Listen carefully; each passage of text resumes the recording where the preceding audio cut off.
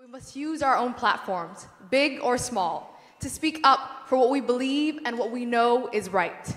Please join me in welcoming back to the stage tonight's 2017 New Voices Award recipient, Ellie Goulding.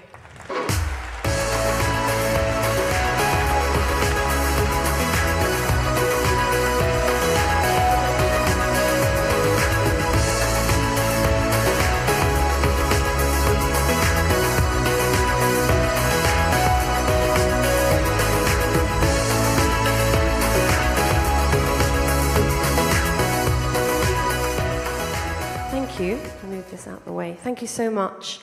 Oh, there they are. I always get confused by these. I don't know if anyone else does. I'm so delighted to receive the New Voices Award. Thank you so much to the UN Foundation for this huge honour.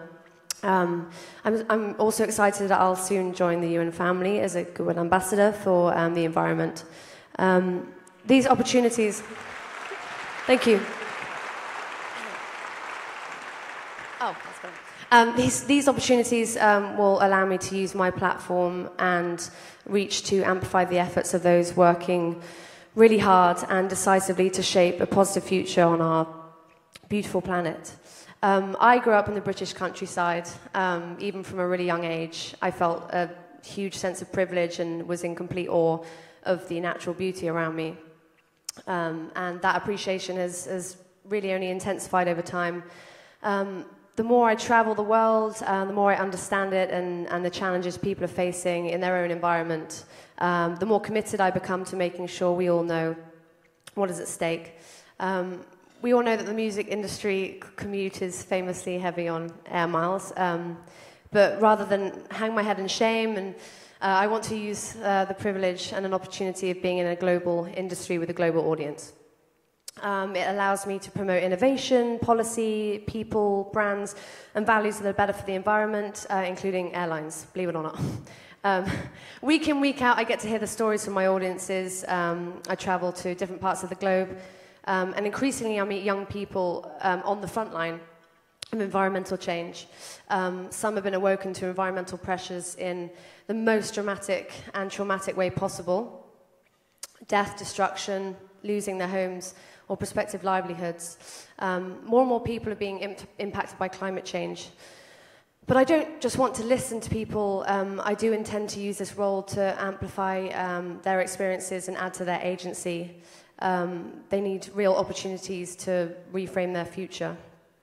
I've been concerned about pollution from the age of around 6. I remember I used to tell my mum I'd never move to a big city, London, because of the air quality. I now live in London, of course. But at school, I connected with geography. That was my favourite subject, and I did love the window that it gave me to the world. Today, I'm extremely lucky to get to meet really outstanding scientists and researchers bearing witness to this environmental change. And Earth science has influenced art. We're able to experience the Earth through incredible cinematography or even through sound. I've actually began working in the studio with NASA's Sounds of Earth from space, so that's pretty cool, but quite geeky.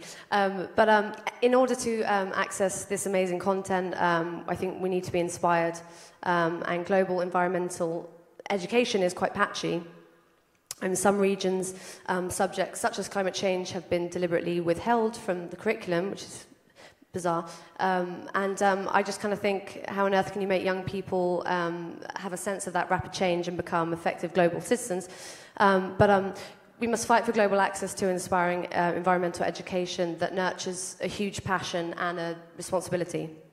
And those reaching adulthood now, today, Gen Zers, for those who enjoy demographic segmentation, are famously some of the most inclusive and solutions-orientated thinkers to ever walk on this planet.